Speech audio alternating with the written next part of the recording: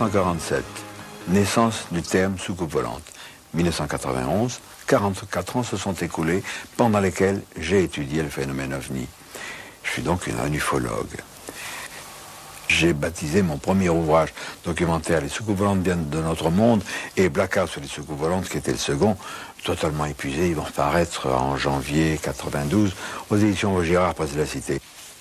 Il faut savoir que, dès le départ, la communauté scientifique, téléguidée, manipulée par les nations, s'est inscrite en faux, à nier en bloc, à parler d'hallucinations, de canulars. C'est faux.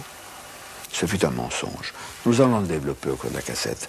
Mais ce que la communauté scientifique a à se reprocher, ou que nous lui reprochons, ne peut pas s'adapter à tous les scientifiques. Il y a aussi des scientifiques objectifs et honnêtes.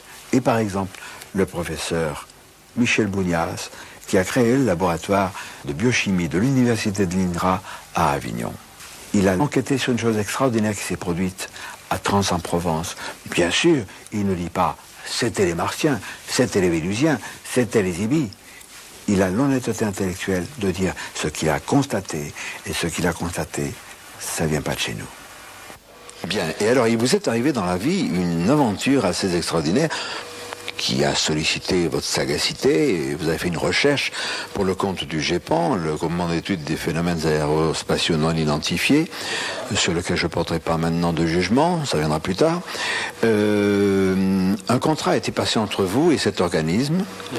Et le Centre national d'études spatiales, très exactement, puisque c'était en 1980 que le CNES m'avait sollicité pour savoir si dans des circonstances précises, il serait possible de mettre en évidence un impact biologique de phénomènes aérospatiaux non identifiés. Alors je leur avais répondu que dans certaines conditions, ça pouvait effectivement être possible, et donc nous avions passé un contrat entre le CNES et le ministère de l'Agriculture pour le cas où. Une semaine après la signature de ce contrat, un habitant de Trans en Provence voit un engin se poser dans son jardin qui laisse une sorte d'empreinte photographique dans le sol. Le professeur Bounias est alors chargé d'analyser les plantes prélevées autour de la trace. J'ai donc fait une analyse très complète d'une série de plantes prélevées sur le centre de la trace, sur la trace elle-même et à des distances de plus en plus éloignées. Je passe sur les détails, en particulier mathématiques. J'ai pu montrer que bien souvent, les effets qui ont été observés décroissaient, diminuaient en fonction de l'inverse du carré de la distance. Alors ça pouvait faire penser à un phénomène, par exemple, de type électromagnétique. C'est un exemple. J'ai essayé de comparer ces effets produits à ceux de produits toxiques, de produits chimiques, de la chaleur, de sources physiques différentes, etc. Je n'ai rien trouvé qui puisse expliquer complètement les phénomènes observés, qui présentait en plus une autre particularité. Dans ces plantes, le métabolisme fonctionnait un peu à l'envers. Comme si en mettant en première, vous appuyez l'accélérateur, vous partez en marche arrière. Hein. Et au fur et à mesure que vous accélérez, vous avez moins de consommation. Tout ça fonctionnait d'une manière anormale. Voilà. Donc il s'est produit effectivement des troubles assez profonds et liés. Donc je suis sûr qu'il y a eu des perturbations biochimiques anormales. C'est de la toxicologie, pure et simple. Ceci étant, dans la limite de ce qu'on peut affirmer au terme d'une recherche scientifique, eh bien, je ne vois pas quoi d'autre que ce qui a été décrit par M. Nicolai aurait pu produire ces effets-là. Maintenant, quant à me demander si l'engin est un objet extraterrestre ou pas, alors là, ça, moi, je ne peux pas vous répondre, bien entendu. Ce remarquable travail d'analyse du professeur Bounias a fait sauter le GEPAN, le groupement d'études des phénomènes aérospatiaux non identifiés, que nous payons avec nos impôts. Cet organisme de recherche qui a pour vocation d'étouffer la vérité. Il a sauté parce que l'analyse du professeur Bounias est inattaquable. Alors il a sauté, mais malheureusement, d'autres continuent à sévir, sous le titre de CEPRA. C'est la même équipe, c'est le même lieu, CNES à Toulouse, Centre national d'études spatiales. Le CEPRA, ça veut dire Service d'études des phénomènes de rentrée atmosphérique. Alors là, c'est toujours la même histoire, ça n'existe pas, c'est du bidon, des hallucinations. Je voudrais rappeler aussi qu'en Union soviétique, pendant la guerre froide, un individu du nom de Vichinsky procureur général du Soviet suprême, un véritable barbare, a nié farouchement l'existence de soucoupes volantes, disant que c'est curieux, on les voit dans les pays capitalistes, sous-entendu où on boit beaucoup de whisky, mais pas en Union soviétique, qui est pourtant un pays de vaste dimension. Nous savions qu'il mentait. En voici la preuve. Grâce à ce que nous déclare un éminent ufologue soviétique, Boris Churinov. Oui, j'ai été, si vous voulez, comme ça, donc ufologue privé, comme on dit, oui. Et puis, je suis rédacteur en chef et éditeur de cette revue. Pour mon livre, là, les tirages étaient importants, 300 000 exemplaires. Alors, Boris, quand on a commencé à parler des soucoupes volantes, nous, en France, les critiques, les sceptiques disaient « Oh, ça, il n'y a qu'en Amérique ». Puis, disons, en 1954, vous avez eu toute une vague. Tout à fait. D'accord. Mais chez nous, c'était le silence absolu. Et voilà, vers la fin de l'année 50, on a commencé à en parler. Mais justement, comme chez vous, disant que c'était plutôt aux États-Unis et pas chez nous, c'était de la propagande. Tout à fait. Impérialiste. Tout à fait. Oui. Pour endormir les gens. D'ailleurs, il y a des gens qui continuent la même chose aujourd'hui. C'est de l'Académie des sciences. Alors, vous nous avez parlé tout à l'heure, hors caméra, d'un cas extrêmement intéressant et récent en Union soviétique. C'est ce petit garçon qui n'était pas allé à l'école parce qu'il était malade, souffrant, et qui s'est amusé à faire des photos à la fenêtre.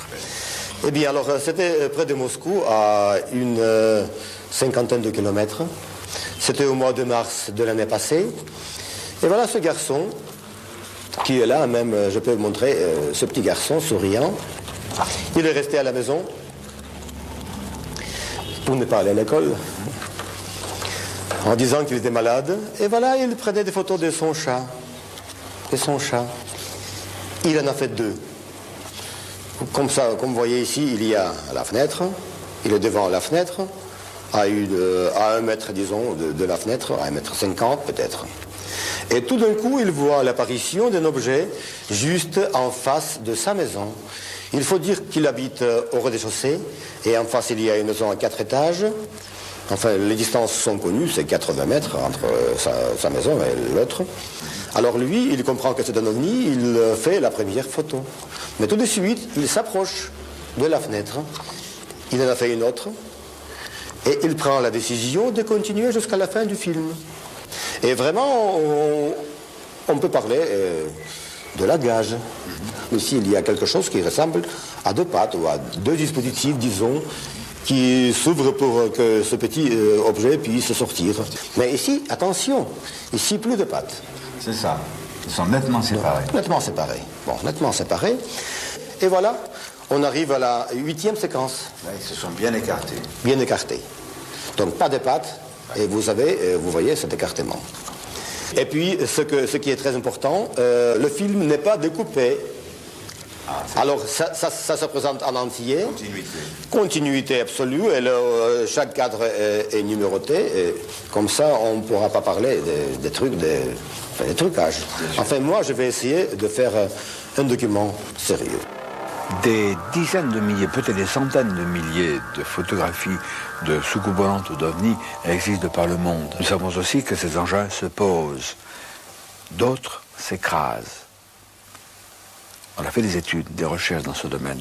Et à ce propos, Roger Rémy, qui est un chercheur de pointe, qui travaille à Albuquerque, au Nouveau-Mexique, il y a 25 ans déjà, m'a raconté des choses étonnantes qu'il avait vues.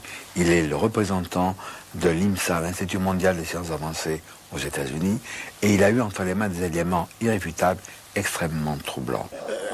Je rappelle, la spécialité de Marcel Vogel était d'abord un grand chimiste. C'est le père du disque dur, c'est le père du floppy disk, c'est le père des cristaux liquides chez IBM, détenteur de plusieurs brevets. Donc Marcel Vogel était un grand chercheur déjà dans le domaine de la chimie.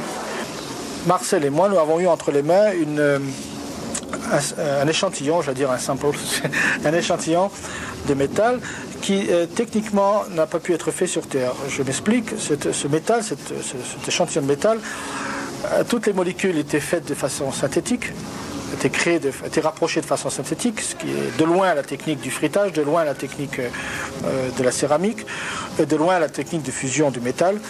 Par contre, une très forte probabilité, ce qu'on appelle aujourd'hui de façon très alchimiste, la fusion froide, the cold fusions, auquel personne ne croit. J'ai eu l'occasion d'avoir des débris également entre les mains de corps de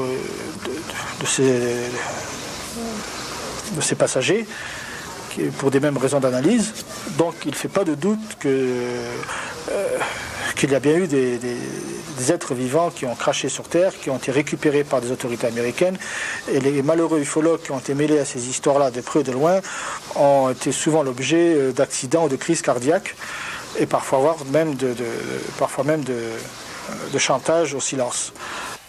Inquiétant, non.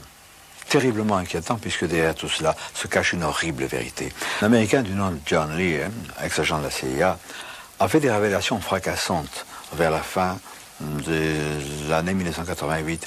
J'ai moi-même reproduit ces déclarations dans le magazine Le Monde Inconnu en décembre 1988. Il s'agit d'accords passés entre les autorités américaines, le président Truman en l'occurrence, c'était en 1946-1947, et une espèce extraterrestre inamicale. Un organisme secret tout puissant fut créé sous le nom code de Majesty 12, autrement dit Majestic 12 ou MJ12, où il est question de gris de ces êtres de petite taille. Nous y reviendrons. Sujet tabou que j'ai abordé et développé dans mes deux romans vérités, Ibi Alerte Rouge et L'Antithèse d'Amouka, aux éditions Vaugirard, presse de la Cité. Ce n'est pas de la fantaisie, ce n'est pas, hélas, de la science-fiction. C'est quelque chose de vrai, d'inquiétant, qui nous concerne tous, nous, les êtres humains. Des gens sérieux, des techniciens tels que, par exemple, Robert Hastings, qui est un éminent technicien en photographie aux États-Unis, que j'ai rencontré à Albuquerque, au Nouveau-Mexique, va nous parler de certaines choses touchantes à cette horrible vérité. De façon générale, le gouvernement américain a classé top secret les informations concernant les ovnis depuis 1947. On peut dire que depuis 1953, la CIA a senti que ce problème concernait la sécurité nationale et elle a pris la relève de l'US Air Force pour la coordination des recherches concernant les ovnis. Cela continue encore aujourd'hui. J'ai un intérêt particulier pour les documents concernant les armes nucléaires.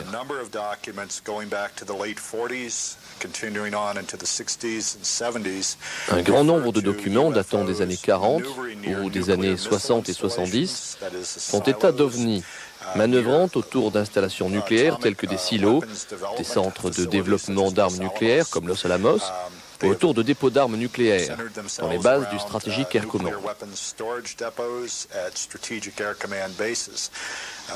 Les documents indiquent clairement que le personnel de ces installations décrivait des objets en forme de disque ou de soucoupe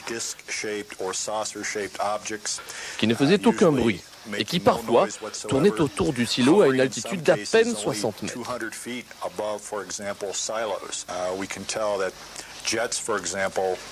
Des avions de chasse ont été lancés d'une base du Montana pour intercepter ces objets, après qu'on les ait vus au-dessus de silos. C'était en novembre 1975. Les documents décrivent avec beaucoup de détails la venue de ces engins nuit après nuit, sur une période de 2 semaines, au-dessus des installations stratégiques de cette partie des États-Unis. Un ufologue français a, lui, vécu longtemps aux États-Unis, et particulièrement à Albuquerque et au Nouveau-Mexique. La région de Dulce ne lui est pas inconnue. Il s'agit de Jean-François Gilles, qui était un chercheur du CNRS, mais qui est devenu un ufologue tout à fait au courant de ces problèmes qui nous cachent les gris. Jean-François Gilles, ces êtres, venus d'ailleurs, on les appelait les Ibis, E-B-E. Quelle en est l'origine? Non pas des Ibis, mais de l'appellation. Apparemment, ils ont été dénommés comme ça, ces êtres, on verra peut-être un peu après de qui il s'agit, dès 1947. dès les premiers crashs, dès le crash de Roswell, par un des membres éminents du MJ12, le docteur Detlev Bonk. Ce qui occasionne, à mon avis, la confusion avec le mot les gris, the greys, the short greys, les petits gris. C'est que la dénomination EBE, EB, a été connue dans les années 80, à savoir pour nous à la fin des années 80, de même que la terminologie les gris, les greys, les petits gris, aussi à la fin des années 80. Mais l'expression gris, c'est une expression ouverte, c'est-à-dire qui était employée par les gens qui s'en occupaient, alors que l'expression EBE est une expression officielle employée dans des documents ultra secrets en 1947 et après. Contrairement à ce qu'on pourrait penser, les ibis, les gris, ne sont pas une œuvre d'imagination. Sylvie Houssaye les a reconstitués tels que des portraits robots à la suite de divers témoignages. Bon, et prenons l'exemple du gris. C'est à partir du témoignage de Luli Oswald, qui habite au Brésil et qui est professeur de musique dans différentes universités. Et elle a été enlevée avec un jeune garçon, ami de son fils, et ils ont subi des examens médicaux, même sexuels, enfin, et sous hypnose, elle s'est souvenue de tout ça. Donc elle a fait la description bien détaillée de ces petits êtres de petite taille, 1m30 environ, aux yeux très noirs, très perçants, au visage triangulaire. Elle parlait par exemple que la peau ressemblait à celle d'un rat mouillé. Donc d'après toutes les descriptions qu'elle a fait en public, le 5 septembre 88, lors d'un congrès à Rio, j'ai pu, grâce à tous ces détails, faire ce portrait robot. Pour ce qui est de l'autre portrait robot, c'est après une trentaine de témoignages où j'ai pris tous les points communs. Et on arrive à peu près à ce personnage qui est déjà plus stéréotypé, un petit peu ce qu'on retrouve dans des films, c'est moins typé que le gris, là, poilu. Hein. George Andrews est un ufologue américain, un ufologue de pointe. Il est l'auteur de Extraterrestrial Among Us, qui n'a pas été traduit en français. Il travaille à un nouvel ouvrage, Extraterrestrial Friends and Foes, extraterrestres, amis et ennemis. Il va nous expliquer les dessous de ces accords secrets passés entre les ibis et les militaires ou le gouvernement aux États-Unis. La base, selon Lear, du traité, c'est qu'en échange de la technologie militaire, nous devrions donner aux gris des bases souterraines. On devrait les permettre d'enlever des citoyens américains, mais c'était compris à condition de les ramener sans leur faire du mal. En bon état. Les ramener en bon état. Et ensuite, ils avaient le droit de mutiler. Mais seulement des animaux. Seulement des animaux. Et ils devaient donner une liste des citoyens qu'ils avaient enlevés MJ12, au chef du projet. Donc, en résumé, il donnait de la technologie spéciale que nous n'avons pas encore, en échange de quoi il recevait un petit pied-à-terre et la possibilité de faire quelques expériences inoffensives. C'était présenté comme une étude purement scientifique pour voir comment fonctionnait notre planète et tout cela. Mais quand ça a commencé à se gâcher, quand ils ont compris que d'abord, ceux qui ont été enlevés, ils avaient mis des implants. Comment dire des implants? Des implants. Des implants qui ont ensuite contrôlé ces gens, comme nous contrôlons des animaux sauvages, à qui nous faisons des implants. On a enlevé beaucoup plus de citoyens que n'était prévu. Parfois, ceux qui ont été enlevés disparaissaient à tout jamais. Bref, que ça devenait une situation hors de contrôle.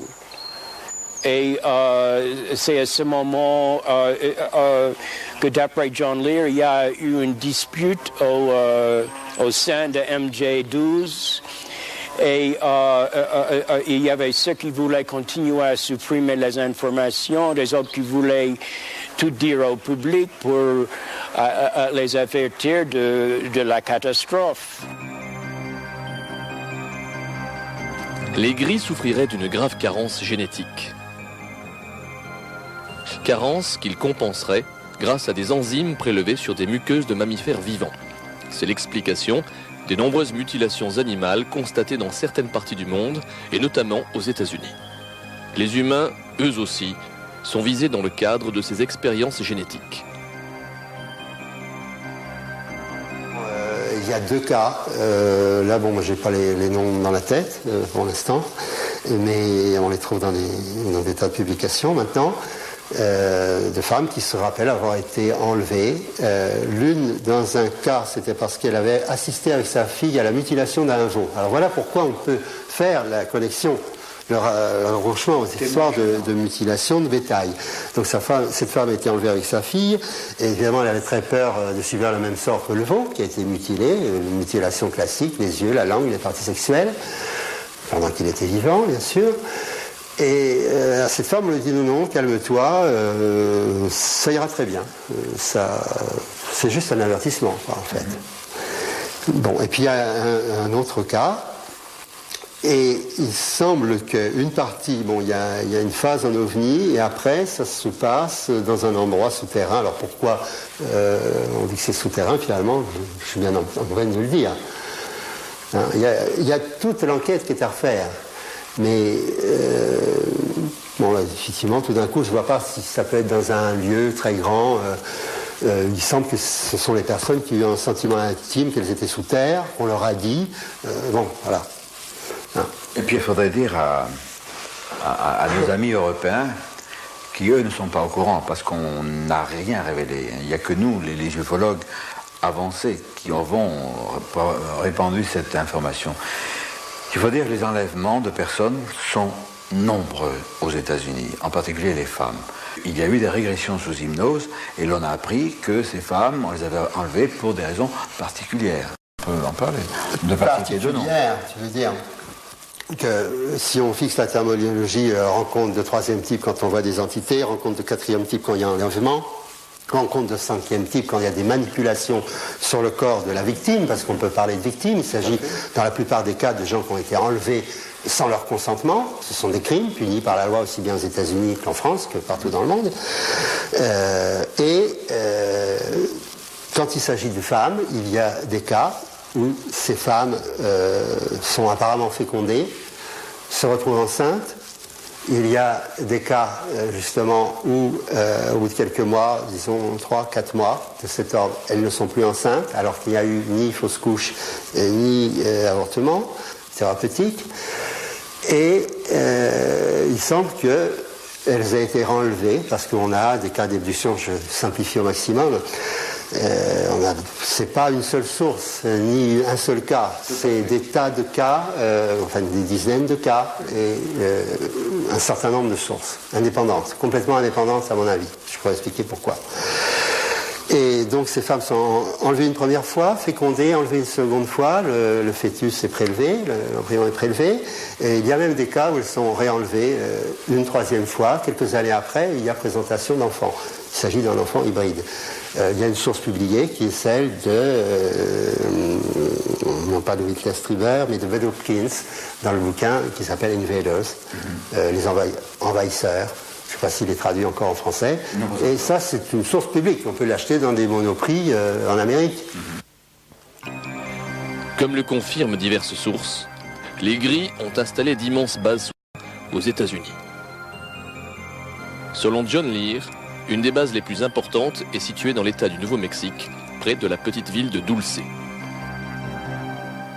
La base de Dulce, c'était dans un coin particulièrement sauvage, mais un coin sauvage qui donne un peu parfois des sueurs froides. C'est à l'extrême nord-ouest de l'État du Nouveau-Mexique, c'est à 2000 et quelques mètres d'altitude, et dans ce secteur nord-ouest, il y a le mont Acholeta qui, lui, est à 2400 mètres d'altitude, en quelque chose près.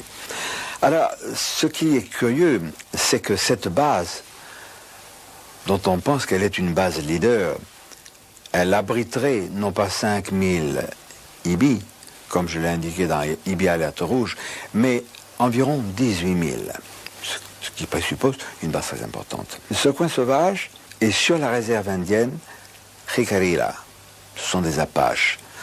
Nous étions, quelques amis et moi, dans la région vers le milieu du mois d'août 1991, nous avons vu ce secteur, c'est impressionnant. Nous avons interrogé des gens qui reconnaissent qu'effectivement, il y a plusieurs passages d'OVNI dans la région. Nous n'avons pas pu voir cette base. Nous espérons y retourner un jour. Je ne suis pas sûr que nous puissions la voir. Et on n'est pas sûr non plus d'ailleurs d'en revenir. Ça, c'est une autre histoire. Alors, voici 2 témoignages importants. J'étais alors dans le désert au sud de Belen, au Nouveau-Mexique.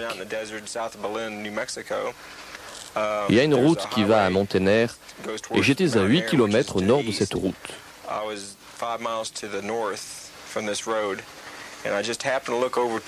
Je regardais la montagne au sud lorsqu'il y a eu un flash lumineux au-dessus de cette montagne qui s'est dissipé. Et quand je suis allé sur place pour examiner, je n'ai pu trouver aucun débris d'aucune sorte. Ce soir-là, avec tous les gens qui étaient... c'était au pied du mont Archuleta. Oui, du mont Archuleta, mais en fait on était déjà sur les hauteurs. On était parti très haut et on dominait tout le mont Archuleta. On était en haut du mont Archuleta. On était sur un plateau. On avait trouvé un plateau pour camper. Et on avait fait un très bon barbecue que Gabriel Valdez nous a préparé admirablement. Le plus jeune fils de Gabriel dit « Look », mais très fort, un look qui a surpris, une exclamation. Et on a tous levé nos têtes à ce moment-là et on a vu au-dessus de nous, dans le ciel qui était à ce moment-là devenu vraiment très noir, très après le coucher du soleil, on a vu une lumière mais qui semblait éclairer toute la montagne, qui a formé un boomerang au-dessus de nous. Ça n'est pas parti droit, c'est parti, disons, de l'ouest et c'est allé à l'est. Et ça paraissait pas très loin de nous, en fait. Et comme tu verrais un nuage au-dessus de toi, et d'une intensité extraordinaire. Je veux dire, j'ai jamais vu ça. J'ai pourtant vu des tas d'avions, j'ai vu des tas d'objets familiers voler. Et alors, à l'arrière de cette lumière extraordinaire, il y avait comme des étincelles qui se dégageaient de toutes les couleurs, de rouge, jaune et vert et bleu. Sur la face de la montagne. C'est la face de la montagne. Sans laisser de traces naturellement. Sans laisser et pas le moins, comme si ça s'était volatilisé, comme un gaz, comme une bulle de savon quand elle éclate, pof, comme ça. Et Gabriel a aussitôt dit, je vous l'avais dit, on les voit tout le temps. Et effectivement, ce phénomène n'est pas rare à Dulce. Pour nous, c'était extraordinaire, c'était la première fois. Mais il disait que les Indiens témoignent d'au moins 2 apparitions comme ça par mois au-dessus de la montagne. Ils les voient tellement qu'ils n'y font plus attention. Au-dessus du mont Archuleta. Au-dessus du mont Archuleta, essentiellement, toujours au-dessus de cette montagne. Comment une telle vérité a-t-elle pu être cachée, maintenue sous le boisseau par les autorités? Lorsque le Majestic 12 a vu le jour, dans le courant des années 40, cet organisme créé à l'instigation des Ibis, de ces êtres des bases souterraines, les autorités américaines ont contrainte, fait le blackout, fait le silence et la censure. D'abord, en essayant de convaincre le monde scientifique que les ovnis, les extraterrestres, les soucoupes volantes, tout ça c'était de la foutaise et que ça n'existait pas. Beaucoup de savants à l'époque ont marché, parce que ça entrait dans leur propre vue. Ça les gênait que nous ne soyons pas les seuls à être les plus beaux, etc. Bon. Après coup, il fallait véhiculer ces mensonges, cette intoxication criminelle, on peut le dire. Et pour le véhiculer, qu'est-ce qu'il fallait? Les médias. Alors, le monde savant, porte-parole du MJ12 et du gouvernement secret, a induit en erreur les médias, qui à leur tour, en toute bonne foi, ont induit en erreur nous, les cochons payants, toujours à payer pour les autres. Alors attention, méfiez-vous, amis, des déclarations officielles, quelles qu'elles soient, touchant les ovnis. Elles sont fausses. Le lieutenant-colonel Wendell Stevens, il y a 25-30 ans, a été nommé à un organisme militaire qui s'appelait le Project Blue Book, le projet Livre Bleu, pour soi-disant enquêter sur les ovnis avec ordre, en réalité, de les mettre sous le boisseau, d'étouffer la vérité. Wendell Stevens, s'est vite aperçu qu'on voulait le manipuler. Il est parti. Il n'a plus voulu continuer dans cette voie du mensonge. Et il est devenu ufologue. Ça ne lui a pas apporté bonheur parce qu'on a essayé de le salir. Mais Wander Stevens est un brave homme. C'est un homme qui a le courage de dire ce qu'il a vu, ce qu'il a appris. Et il nous en parle. I think that MJ12 exists at a very high level. Le MJ12 existe à de très hauts niveaux, mais probablement pas dans la structure officielle du gouvernement.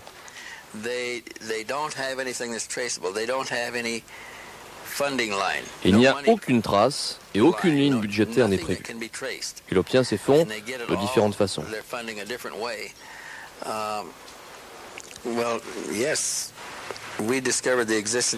Nous avons découvert son existence en 1979.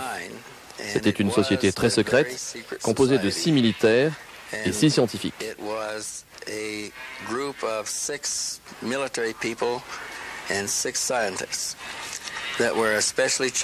Ils étaient chargés d'enquêter et de maintenir le secret sur tout ce qu'ils pourraient trouver relié au phénomène OVNI.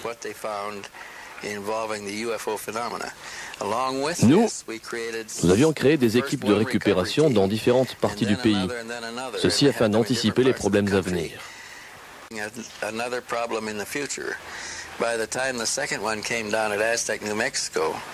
Lors du crash d'Aztec au Nouveau-Mexique, nous avions une équipe juste à côté, de l'autre côté de la frontière, au Colorado. Ils ont pu observer l'approche de cet objet, visiblement hors de contrôle.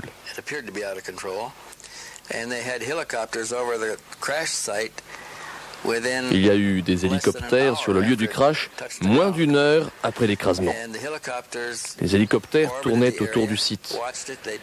Des gens d'une équipe spéciale habillés en bleu foncé se préparaient à prendre le contrôle des lieux.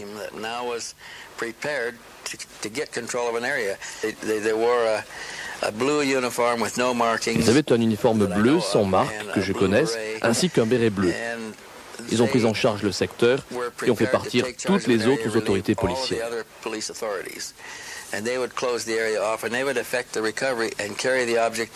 Ils ont alors transporté l'engin vers un endroit secret. Nous pensons qu'il y a des résidus de ce crash dans un laboratoire près d'ici, ainsi qu'à Los Alamos et à la base 51 au nord du Nevada, et peut-être à d'autres endroits. Ces équipes ont donc transporté les débris et ils ont pris le contrôle du crash d'Aztec en très peu de temps et ont pu maintenir le secret.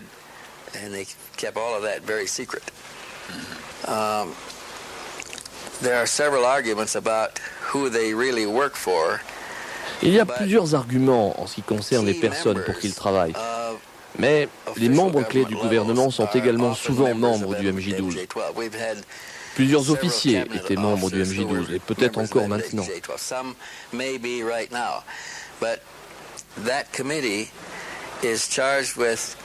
Ce comité est chargé de contrôler le plus grand secret que ce pays ait. Ce secret est tel qu'aucun élu ou officiel n'a le droit de le connaître car il pourrait partir avec ce secret.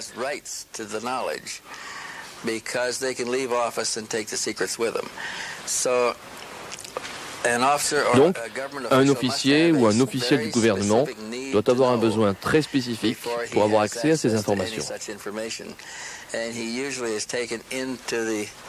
Et généralement, il est englobé dans le groupe ou la société, ainsi, il ne divulguera rien. Nous avons déjà parlé de censure, mais il est peut-être bon d'aller plus avant dans ce domaine controversé, mais malheureusement sournois et bel et bien réel. Et ce qu'on a noté, c'est que le grand public est tellement conditionné par 40 ans de mensonges qu'il prend tout cela à la rigolade. La presse sérieuse ne parle des ovnis que pour rigoler, tandis que les tabloïds, ils font une censure à l'inverse. Ils exagèrent tout, ils en rajoutent, on exagère et réduit à l'absurdité de cette façon-là. Et c'est très instructif que, par exemple, les tabloïds, le National Enquirer, le propriétaire, c'est en effet un ancien du CIA. Les médias ne sont pas les seules victimes. Il y a aussi des personnes, et vraiment victimes. Par exemple, tout d'abord, on a nié l'existence du MJ12, c'était facile, ça rendait service aux canailles de la science et aux canailles des médias qui sévissent de par le monde, mais il y a quand même des documents Par exemple, cette lettre du président Truman adressée à James Forrestal, alors secrétaire à la Défense aux États-Unis. C'était le 24 septembre 1947. Il lui parle du MJ-12. Vous êtes par la présente autorisé à procéder avec toute la vitesse et la précaution nécessaire à votre enquête. Ce sujet devra être référé exclusivement comme Opération Majestic 12. James Forrestal a exigé du président Truman de révéler la vérité au Sénat. On l'a convaincu qu'il était souffrant, déprimé, et qu'il était nécessaire de le garder quelques jours à l'hôpital Bethesda de la Navy, un grand hôpital au nord-ouest de Washington. Et là, 3 agents de la CIA l'ont étranglé, ont attaché un drap autour de son cou, on l'a défenestré, et malheureusement, le drap a cassé.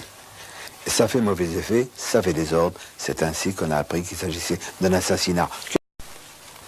D'autres cas sont connus, peut-être moins définitifs. Celui, par exemple, de Paul Bennewitz. Dr Paul Bennewitz, qui est un industriel. Oh, c'est pas la maison Ford, c'est pas Chrysler, etc. C'est un petit industriel du Nouveau-Mexique qui, un jour, sur son ordinateur, a capté un dialogue entre Kirtland Air Force Base, c'est la base de l'Air Force, qui est mitoyenne de l'aéroport d'Albuquerque, l'aéroport civil, et une autre source qu'il pense avoir identifiée, en celle de Dulce, la fameuse base. Alors il a été sidéré de comprendre que cette base IBI, extraterrestre, communiquait avec une base de l'Air Force. Et il a dit, je vais me mettre dans le circuit. Et Kirtland lui a dit, oui, c'est peut-être intéressant, on va se voir.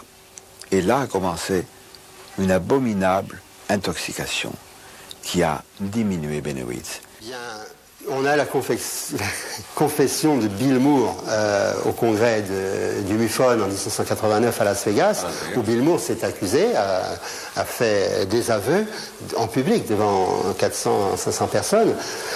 J'y étais, comme quoi il avait participé à un travail d'équipe pour déstabiliser, pour détruire l'équilibre affectif et émotionnel de Bennewitz. Et qu'il y avait de nombreux, par exemple, bris de domicile, comment ça s'appelle, effractions. Il déplaçait des objets, il faisait des petits montages avec des personnages, mettons, déguisés dans sa rue. S'il appelait un membre de sa famille, le temps que la personne arrive, bien entendu, il n'y avait plus rien. Et n'importe quelle personne, même la plus solide, si on fait ça suffisamment longtemps, avec suffisamment de savoir-faire, et il y a du savoir-faire, la personne craque. Si on croit ce que dit Bill Moore, Richard Doty de l'US Air Force lui aurait ordonné de fournir à Paul Bennewitz de fausses informations.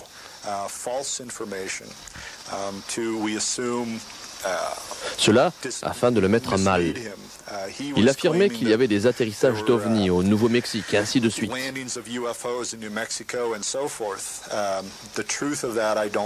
La vérité sur tout cela, je ne la connais pas. Mais je sais qu'entre les années 80 et 90, il a été fourni en fausses informations par l'US Air Force sans la moindre raison. Quand je l'ai rencontré, je ne suis pas un professionnel de la santé mentale, mais je dirais que sa santé mentale était plutôt précaire. L'un de nos reporters s'est rendu à Montréal en octobre 91 pour y rencontrer, le contact était d'accord, le rendez-vous était pris, pour y rencontrer un ésotériste, grand amateur d'étrangeté et d'OVNI, qui devait nous parler de ses recherches, etc. Et comme c'est le cas fréquent dans le problème de l'ufologie, il y a eu un incident de parcours, un incident de route. Il s'est rétracté, il nous a posé des lapins, et notre reporter n'a pas pu agir. En France aussi, il y a des preuves de pression, je dis bien. Vous savez, ou ne savez pas, et il est important de vous l'expliquer, que les archives publiques sont régies par des lois sévères, à bon escient d'ailleurs. On ne peut pas les divulguer n'importe quand, il y a un rituel à respecter. Ce que vous ignorez, amis, c'est que sont classés archives publiques tous les rapports de gendarmerie concernant les témoins d'observation d'OVNI d'atterrissage ou de rencontre du troisième type. Alors, dans le journal officiel du 5 janvier et dans le journal officiel du 12 décembre 1979, vous pouvez me le procurer pour quelques francs en photocopie. Il est précisé que si les archives publiques concernent une personne, bon, la divulgation ne peut être faite avant 50 ans. Mais imaginez un gendarme qui, pour des raisons personnelles, ne croit pas aux ovnis, est contre les ovnis, n'aime pas les ovnis, ni les ufologues, il va chercher la petite bête, parce qu'il connaît la loi, un gendarme connaît la loi. Alors il va demander au témoin, voilà, Madame Dupont, Monsieur Durand, vous dites avoir vu un engin, etc. Très bien, vous allez bien, vous avez une bonne santé? Ah oui, absolument. La dame lui dit, ah mon Dieu, j'ai fait une égratignure, j'ai un corps au pied, mais tout va bien. Le gendarme note, Madame Dupont nous a déclaré ce jour souffrir d'une petite égratignure et de corps au pied. J'exagère. Mais ça, c'est une connotation de santé. Et la censure n'est pas de 50 ans. Elle est alors de 150 ans. Mais en France, la censure n'existe pas. On nous prend donc vraiment pour des crétins. Notre groupe d'ufologues de pointe et d'extrême pointe, d'ufologues qui savent prendre des risques. Il y a Alain Ranguis, qui est un jeune chercheur de CNRS, et Patrick Gambe, qui est un technicien de l'EDF. Ils ont eu à pâtir, tout comme moi d'ailleurs, de menaces, de harcèlement. Et Patrick Gambe va nous raconter ses propres problèmes. Oui, c'est suite on est rentré à l'IMSA, au conseil d'administration de l'IMSA, et ça a commencé le 7 septembre 1985. Alain venait de rentrer de congé, et puis ça a commencé par des coups de téléphone, anonymes bien entendu, relations, c'est-à-dire qu'on nous mettait en communication sans qu'on appelle Alain et moi-même, c'était des lettres anonymes, détérioration sur les véhicules, et ça a duré pendant plusieurs mois. Alors, Patrick nous a parlé de septembre 1985. C'est à peu près à ce moment-là que je mettais une main un peu définitive à un bouquin documentaire qui s'est appelé Le monde étrange des contactés. Ça plaît aux canailles du MJ12. Et ça s'est intensifié. Et un soir, nous avions rendez-vous, Patrick Gambe, son épouse Bernadette, Alain Ranguis et Brigitte, son épouse, ma femme et moi, pour dîner et parler de nos problèmes. Et nous étions donc chez moi.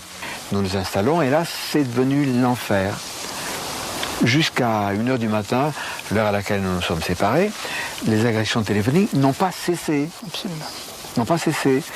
Et c'est là que, exaspéré, j'ai sorti mon automatique. Je n'ai pas tiré sur le téléphone, évidemment, mais j'ai actionné la culasse et j'ai dit à celui qui était au bout du fil, dont j'entendais la respiration, je lui ai dit, espèce de... J'ai dit un mot rimant avec ébinard. Je lui ai dit, espèce de... j'espère que tu as compris ce que c'était que ce bruit que je viens de faire, et en l'occurrence, j'espère aussi que tu tireras plus vite et mieux que nous, si un jour nous sommes confrontés. Et c'est là que nous avons, quelques jours après, reçu une lettre anonyme, bien sûr, de l'un de ces individus qui nous harcèlent, en disant, oui, mais moi, j'agis contraint et forcé, j'ai des enfants. En parlant vulgairement, il avait la trouille. Et aujourd'hui, nous sommes, disons, vers le dernier trimestre 1991, les harcèlements téléphoniques continuent. Allô, Jimmy, décroche. Ah, salut. Oui, salut, c'est Bitocul.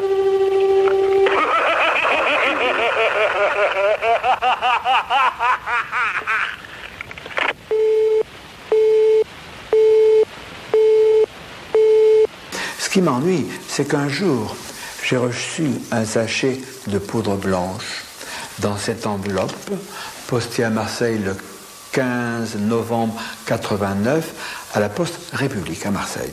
Je suis allé avec mon épouse à la gendarmerie centrale d'Aix-en-Provence, sur la route de Nice. Et j'ai dit à l'adjudant Vianney, j'ai su son nom, voilà ce que j'ai reçu. Pouvez-vous me dire ce que c'est? Vous avez un laboratoire? Alors il a pris le sachet, il est monté au premier étage et un quart d'heure, 20 minutes après, il m'a dit, monsieur Gueux, rassurez-vous, c'est du sel d'ammoniac. Je lui dis d'accord. Aujourd'hui, c'est de l'ammoniac. Et si demain, je reçois autre chose? Et si d'aventure, au moment où j'ouvre le courrier, puisqu'il est distribué vers 12h30 chez moi, si au moment où j'ouvre mon courrier, on frappe à la porte et que je suis en présence de maître Dupont-Durand, huissier, et on me dit qu'est-ce que c'est que ça? Alors je dirais, je ne sais pas, je viens de le recevoir. Comment puis-je prouver que je ne tripatouille pas de la drogue? Si effectivement on vous en envoie un sachet par la poste et que dans le même temps on vous dénonce pour trafic de drogue, vous aurez les plus grandes peines du monde à vous disculper. Je ne veux pas dire que ce serait impossible, car sinon nous perdrions tout espoir dans la justice française, mais quand je dis les plus grandes peines, je veux dire que ce sera pratiquement impossible pour vous de vous disculper. C'est-à-dire qu'effectivement, la seule attitude raisonnable, c'est de téléphoner immédiatement à la gendarmerie. J'ai lu dans la presse, récemment, nous parlons en ce moment, le 25 juin 1991, j'ai vu ces derniers jours des articles concernant une loi sur la répression de la désinformation. Alors là, ça m'inquiète. Parce que les canailles du MJ12, qui est le gouvernement secret qui opprime la planète Terre, et ses multiples correspondants, ses multiples complices, jusqu'au plus haut des nations, s'ils décrètent que les ovnis n'existent pas, que les extraterrestres n'existent pas, et que je fais de la désinformation, comment vais-je m'en sortir? Là encore, chaque loi intervient à travers un pouvoir politique. Le pouvoir politique donne l'orientation de la loi. Il est bien évident que s'il ne s'agit que d'une loi pénale, d'une intervention sur la répression, par exemple, du trafic de drogue, il n'y a pas d'intervention politique à faire. C'est une intervention qui se fait à travers le parquet. Ceci est tout à fait classique. Maintenant, une loi sur la répression de la désinformation est effectivement éminemment dangereuse parce qu'il suffira au pouvoir politique de qualifier une information de fallacieuse ou de fausse ou de désinformation pour faire entrer cette information de facto dans le cadre du champ d'application de la loi pénale et donc de poursuivre certains comportements qui sont considérés comme étant de la désinformation. Effectivement, vous n'aurez absolument aucun moyen de vous en sortir si un pouvoir politique a décrété que les ovnis n'existaient pas et que le fait d'en parler était considéré comme de la désinformation ou une attitude anti-française ou contraire à l'ordre public français ou risquait de causer un trouble à l'ordre public français. À ce moment-là, effectivement, vous n'aurez pratiquement aucune chance de vous sortir de cette situation, sauf à amener à ce moment-là devant les juges médusés un petit homme vert sur le bureau du magistrat qui, de toute façon, ne pourra que prétendre qu'il s'agit d'une poupée, puisque nous savons tous que les ovnis n'existent pas dans le gouvernement. Des pressions s'exercent aussi en France. Pourquoi? Parce que les grilles ne sont pas exclusivement aux États-Unis, ils sont partout, et même chez nous, dans notre sous-sol.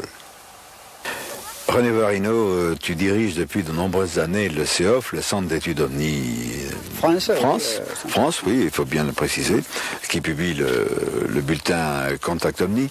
Et nous nous sommes retrouvés aujourd'hui sur le site du plateau d'Albion, autour duquel nous avons passé des nuits et des nuits d'observation depuis la décennie écoulée.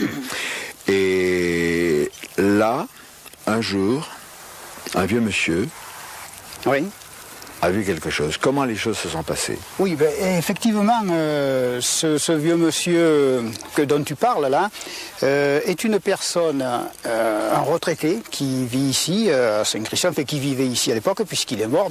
Et cette personne-là a rencontré une autre personne que nous connaissons, un fonctionnaire, oui, c'est un fonctionnaire sur Marseille, là, que nous connaissons. Et ce fonctionnaire était en train de faire des études de recherche ici sur le plateau d'Albion. C'est au moment où il y avait les fameux travaux de la base qui s'installaient, bien entendu. Fin des années 69, début 70. À peu près. Gigantesque chantier. Ah oui, il y avait un chantier énorme. Et donc notre bon vieux monsieur, notre retraité, promenait là dans la région, comme il avait la coutume de le faire évidemment. Et il a confié à notre ami qu'il n'en aurait pas parlé à tout le monde à ce moment-là, mais effectivement il avait rencontré lors de l'une de ses promenades, sortant d'un taillis, un un petit être comme nous connaissons les ibis en ce moment, qui nous a décrit textuellement ce petit être comme les ibis que nous connaissons. Mais à l'époque, évidemment, on ne connaissait pas encore l'histoire des ibis qui se passe actuellement en Amérique, bien entendu, dans les bases militaires. Et donc nos travaux nous ont amenés à faire des études dont tu as participé aussi, avec nos veillées et tout ça, et à concrétiser cette observation qui avait été faite, puisque nous avons eu d'autres rapports concernant la région sur cette affaire-là.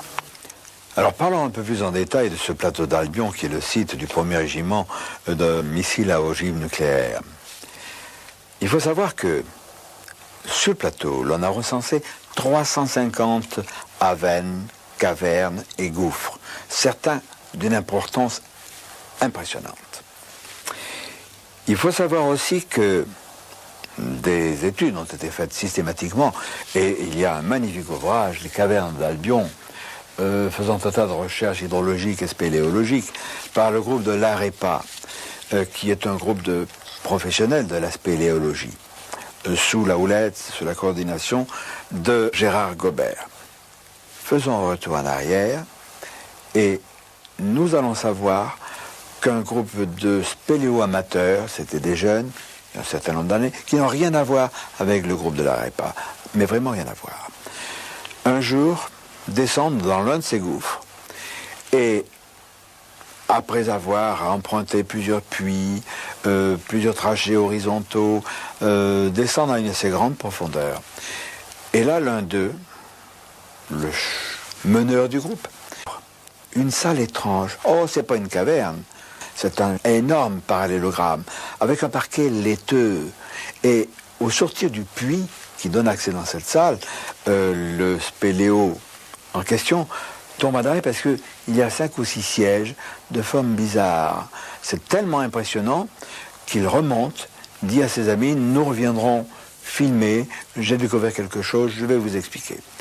Ils reviennent 15 jours, 3 semaines, 1 mois après, avec des appareils photographiques, caméras, et ils s'aperçoivent que le puits d'accès a été bétonné. Ils ne peuvent plus retourner sur ce site. Ce qu'il faut savoir aussi, et ça c'est inquiétant, c'est que des groupes d'individus, tout de noir vêtus, que j'appelle dans l'entité noire d'Andamuka les forces delta, prennent possession de la base, se livrent à des travaux mystérieux. Ces individus apportent leur propre ration alimentaire. Ils ne mangent pas à la cantine, au mess. Ils viennent avec leur propre véhicule et ils repartent d'eux-mêmes. Et à ce moment-là, l'état-major reprend possession de sa base. Certains braves bidas, il y a un certain nombre d'années, je reste volontairement vague, ont vu ce qu'ils n'auraient pas dû voir, à savoir, dans une grande salle, à un premier étage, où se trouvent des ordinateurs, ils ont vu une dizaine de ces individus au teint blafard. Il ne s'agit pas de petits gris. Ces individus ont l'aspect humain, mais ils sont bizarres. L'un de ces êtres a vu qu'un militaire, regardez, on s'est emparé de ce brave garçon. Il est sorti de la base, on l'a conduit à l'extérieur, on l'a tabassé. Un passage à tabac en règle qui lui a valu 2 mois et demi d'hôpital. Ses camarades, au bout d'un certain temps, ont appris qu'il était en traitement à l'hôpital, ont été autorisés à le voir, à titre d'exemple. L'un de ses amis intimes m'a parlé, en présence de 5 témoins. Nous avons enregistré cela, nous avons planqué, excusez le terme, et dispatché ces enregistrements. Nous devions nous revoir, il devait essayer de convaincre l'un de ses camarades de nous parler plus avant, et tous deux ont disparu. À une trentaine de kilomètres, à l'est du plateau d'Albion, donc pas loin, se trouve l'OHP, l'Observatoire de Haute-Provence, à Saint-Michel-l'Observatoire, près de Fort-Calquier. Cet observatoire, nous l'avons interrogé à 2 reprises pour lui demander son contre-avis en quelque sorte sur les ovnis. Ce fut toujours une fin de nous recevoir, ainsi que le montrent les lettres que vous pouvez lire vous-même sur l'écran. Et pourtant, cette feinte ignorance dissimule non pas un, mais plusieurs secrets. Nous avons eu la chance d'avoir dans nos relations, depuis peu de temps, grâce à mon voyage aux États-Unis, Des contacts avec, appelons-le le professeur Duchemol. Ce chercheur a travaillé à plusieurs reprises, et pendant longtemps, à l'Observatoire de Haute-Provence. Il y a découvert un certain nombre de secrets. Et je vous assure que, après ce qu'il va nous dire, nous allons devoir, pour sa sécurité, distordre électroniquement sa voix, cacher son visage. Mais je vous donne ma parole que ce qu'il dit est vrai. Et si je dois choisir, moi, un des vieux de la vieille de l'ufologie, qui a l'habitude des traquenards et des campagnes de contre-vérité, c'est sa parole que je vais croire. Il y aurait des souterrains à l'OHP.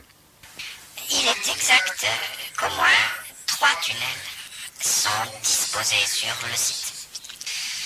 L'un fait une centaine de mètres devant les bâtiments qui abritent les services techniques et des laboratoires. Dans ce grand tunnel, il y a plusieurs armoires de métal. L'une de ces armoires contient d'innombrables photos de soucoupes volantes. Les unes envoyées par des témoins, les autres prises par des astronomes au télescope. On appelle cette armoire spéciale l'armoire secrète. Ces clichés n'ont jamais été réexpédiés à ceux qui les ont envoyés. Il y a aussi des pièces secrètes. Il y en a même une qui est blindée. Elle renferme des stocks de photos tout aussi secrètes. La pièce secrète n'est pas souterraine. Elle est voisine du laboratoire et de l'administration. Ok.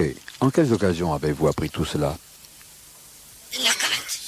J'ai pris beaucoup de précautions pour rejoindre Monsieur Vieux. Et pour venir dans ce studio, j'ai redoublé encore de précautions en m'assurant que je n'étais pas suivi. Vous ne connaissez pas ma véritable identité, cela dans mon intérêt et dans le vôtre. Je ne répondrai pas à votre question. Même en étant étranger à votre pays, j'encours des risques. Pouvez-vous nous donner des détails sur ces risques? Non, l'entretien est terminé. Bonne chance, Monsieur Vieux, et soyez très prudent.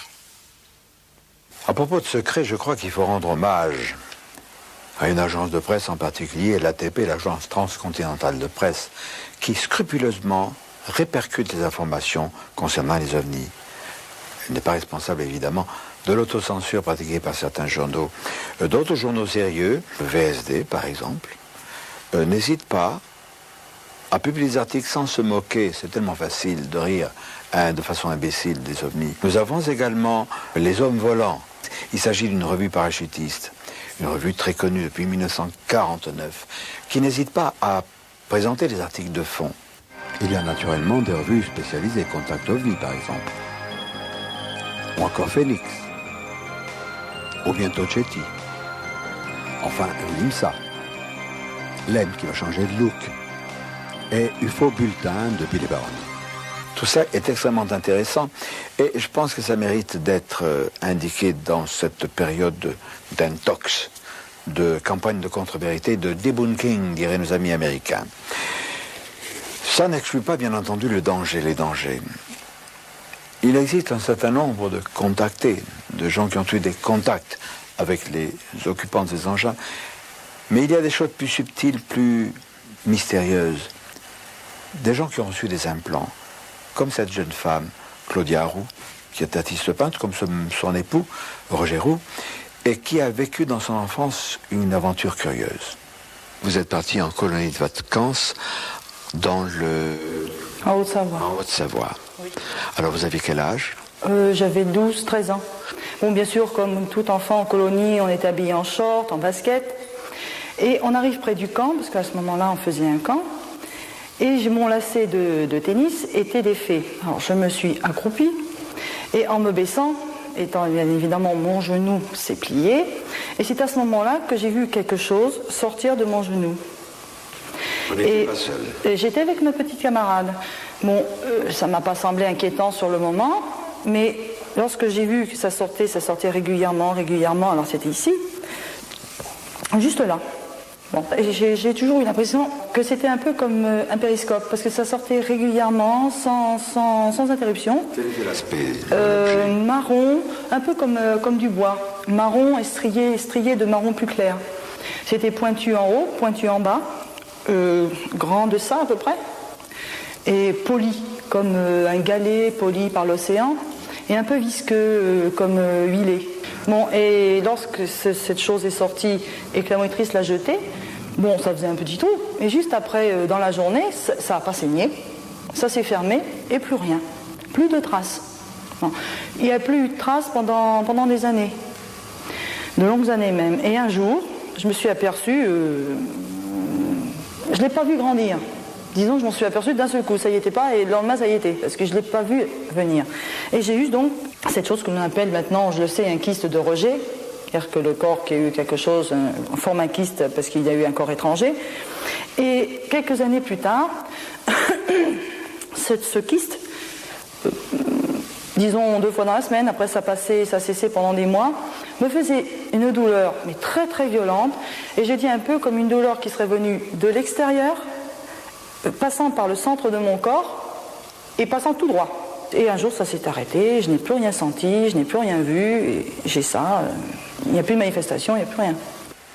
Tout au long de cette vidéocassette Vérité, il a été question essentiellement des short greys, des petits gris, ces êtres de petite taille, qui sont à tout le moins inamicaux. Mais je ne voudrais pas qu'on se méprenne. Nous estimons qu'il y a une trentaine d'espèces différentes d'êtres venus d'ailleurs qui, à des degrés divers et pour des raisons précises qui nous échappent, s'intéressent à nous. Mi-avril 1954, Edward Force Base, une base de l'Air Force, en Californie. 5 vaisseaux extraterrestres se posent. Roger Roux a reconstitué fidèlement cette scène que l'on connaît bien, qui a été étouffée. Eisenhower a rencontré des êtres d'apparence humaine qui n'avaient rien à voir avec les short gris, les petits gris. Ces êtres lui ont tenu à peu près ce langage. Vous les terriens, vous auriez besoin qu'on vous aide. Nous sommes prêts à le faire, mais il y a une condition. Vous vivez une ère de matérialisme. Vous manquez de spiritualité. Vous vous battez. Vous utilisez des armes nucléaires. Nous voudrions que tout cela cesse. Et à ce moment-là, nous ferons les quelques pas qui nous séparent et nous viendrons vous aider. Eisenhower, qui connaissait les accords secrets du MJ-12, a dit non. Les terriens ne sont pas prêts pour cela. Revenez dans 30 ans. Comme on dit à un enfant un peu turbulent, écoute, pose plus de questions, tu comprendras quand tu seras grand. Nous avons de sérieuses raisons de penser que ces êtres qui ont pris contact avec nous à travers le président Eisenhower en 1954 aux États-Unis sont des êtres pacifiques. Dans notre jargon d'ufologue sérieux et de pointe, nous les appelons les grands blonds. Bien sûr, il n'y a pas que des blonds. Alors ces grands blonds ne sont pas les seuls, eux non plus, à être positifs. Il y a d'autres cas, d'autres exemples. Nous allons l'aborder et nous verrons plus tard si nous devons nous en réjouir ou bien nous en inquiéter. Nous sommes dans les collines de Beaunieu, dans le Luberon, en Provence, et Madame Denise Bell, à la mi-septembre 1975, vous êtes venue, vous, comme ça vous arrivez, vous vous promeniez avec votre chien, c'était le soir. Oui. Le soir, la nuit était tombée, c'était le 15 septembre, la nuit était tombée, il y avait des étoiles. Mais vous étiez préoccupée ce soir-là? Oui, j'étais préoccupée parce que j'étais atteinte d'un cancer à la thyroïde, du côté gauche, et un mois avant, le service du professeur, son assistant m'avait dit qu'un autre nodule m'était venu sur la droite et que je devais envisager l'opération, c'était impératif. J'étais un peu tourmentée et puis j'avais mon chien et mon chien il file comme ça dans le buisson. Et moi à partir de cet endroit, j'ai été prise d'une espèce de malaise, de colique. Je me suis éloignée là dans le virage là-bas. Et j'ai dû m'accroupir et j'ai dû vider mon ventre. Et sur cet arbre-là, il s'est développé une lumière que l'arbre il est tout petit à côté, voyez-vous. La lumière est restée absolument à sa place, elle tremblait toujours, et là il est apparu un rectangle orangé, voyez-vous. Mais dans le corps de la lumière ou ailleurs? À la base de la lumière. Sur le sol ou vertical? Non, vertical. Ah, vertical, ça c'est très important. Oui, ça faisait partie de ce bloc de lumière, j'en suis sûre. Bien. Je voudrais revenir, Denise Bell, sur cette sensation quand quelque chose vous a immobilisé derrière, vous a serré. C'était une main? C'était pas une main, n'est-ce pas? Non, je n'ai pas senti que c'était une main. C'était la position de quelque chose qui était au moins large comme 4 doigts, vous voyez, mais beaucoup plus épais, et qui m'a fait simplement prendre comme ça. Et je me suis trouvée la gorge offerte à cette lumière. Ah, voilà. Vous voyez, c'est là que je dis qu'il y a eu des soins de fait. Bon, vous êtes ensuite rentré chez vous, vous avez dormi? Normal. Normalement. Et le lendemain, donc, vous vous êtes rendu à l'hôpital. Et là, donc, on vous a examiné. Voilà, l'assistant du professeur m'a reçu. Il a tâté un peu ce côté gauche, ce côté droit. Il est revenu, il n'en finissait plus. Et il m'a dit, écoutez, je ne comprends pas, je vais aller chercher l'autre assistant. Il est allé chercher l'autre assistant. Celui-là a fait la même chose et il a dit, je vais chercher le professeur. On m'a dit que j'étais guérie. Ils ont constaté une guérison complète. Ah, il a dit, il n'y a plus rien. Mais j'ai dit, plus rien, je peux reprendre mes activités. Il m'a dit oui. Alors imaginez-vous un peu la joie que j'avais. Et alors là, il y a une chose, c'est que moi-même, je ne m'en rendais pas compte, j'avais une énergie que je n'avais jamais eue avant. Je me suis trouvé des énergies, de l'assurance, mais c'est pas possible. Ça m'a complètement transformée, ça m'a complètement changé. Je voudrais vous raconter une histoire extrêmement banale et fantastique à la fois. En août 91, j'étais au Nouveau-Mexique. Et je suis allé avec mon épouse et quelques amis au marché annuel artisanal indien de Santa Fe. J'abrège, nous étions une foule considérable. Mes amis étaient allés chercher des vivres pour pique-niquer. Et ne les voyant pas, je pars à leur recherche et je m'écarte un peu, ne les trouvant pas. Et une voiture s'arrête au bord du trottoir et j'entends « Hi Jim », c'est-à-dire « Salut Jim ». Personne ne m'appelle ainsi. Je me retourne, je vois une voiture, une grande voiture, un homme qui est à droite, cheveux grisonnants, 40, 45 ans, qui me sourit de façon sympathique, derrière 3 hommes que j'estime être, à tort ou à raison, des vétérans du Vietnam. C'est cette image qui me vient. Je dis à cet homme, mais vous me connaissez? Et il me dit, oui, bien sûr, nous vous connaissons, nous savons ce que vous faites, vous êtes dans la bonne voie. Continuez, nous apprécions. Et il s'en va. Alors je marche auprès de la voiture, je dis, mais enfin, ne partez pas comme ça, qu'est-ce qui se passe? Expliquez-moi. Au moins on va se revoir. Maybe later. Plus tard peut-être. Et il s'en va. C'est banal. Mais c'est fantastique, car enfin, qui sur la planète Terre savait qu'à ce moment-là, ce jour-là, vers 12h30, j'allais me trouver à Santa Fe, où je ne connais personne, où je n'avais jamais mis les pieds? Je crois que ces hommes étaient des gens de la CIA, mais pas les MIB, the Men in Black, les hommes en noir, pas les sinistres agents exécuteurs du MJ12. C'était les bons. Comme il existe dans le KGB également des bons. Alors c'est intéressant parce que ça autorise à penser que, à un haut niveau, la résistance est en train de s'organiser. Je crois que c'est important parce que nous avons eu des précédents. C'était le signal, c'était l'indicatif des émissions de Radio Londres. Ces émissions qui apportaient une bouffée d'espoir de la part d'un inconnu qui s'appelait le général de Gaulle.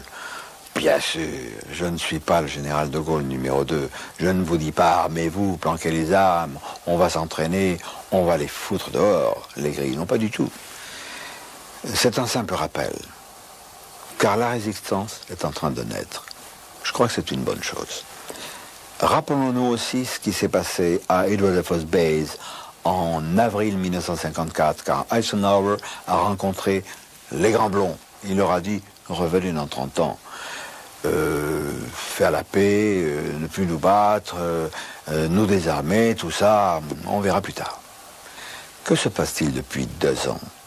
La chute du mur de Berlin, la réunification de l'Allemagne, la libéralisation de la Russie grâce à la perestroïka, à la glasnost de Gorbatchev, de Boris Yeltsin, Shevardnadze qui vient de revenir. C'est encourageant. Tout cela ressemble à l'application graduelle des blonds qui nous ont dit en quelque sorte « aidez-vous et nous vous aiderons plus tard ». Je crois que ce plus tard est en train d'arriver. Alors c'est une fantastique bouffée d'espoir.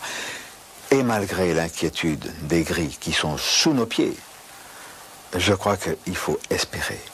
Il faut espérer, tout en faisant quand même un clin d'œil à nos frères de l'espace, aux chevaliers de lumière, avec notre ami Silvio Houssaye, qui est un merveilleux illustrateur, mais qui est aussi un auteur, compositeur, interprète de talent. Mais avant cela, une conclusion provisoire avant d'autres cassettes de cette série Les Portes du Futur. Que la force soit avec vous et avec nous. Alerte rouge. Les terriens parlent aux terriens. Il est temps de lever la tête, il est temps d'ouvrir les yeux. Notre triste planète attend le retour des dieux. Nous avons saisi le message de leur rendez-vous répété. Chevaliers de lumière, vos enfants sont fatigués. Ici l'on tue, on se déchire. La terre est un étrange navire. On nous ment, on nous plonge dans des abîmes de mensonges. Pieuvre média crache ton ombre pour mieux nous aveugler. Crache, crache, tu devras un jour cracher la vérité. Il y a ceux que l'on soupçonne, il y a ceux que l'on bâillonne. Et raconte des histoires d'ovnis, et on rit. Connaissez-vous la dernière en Arkansas, en Australie? Il y aurait sous la terre des tigris et iris.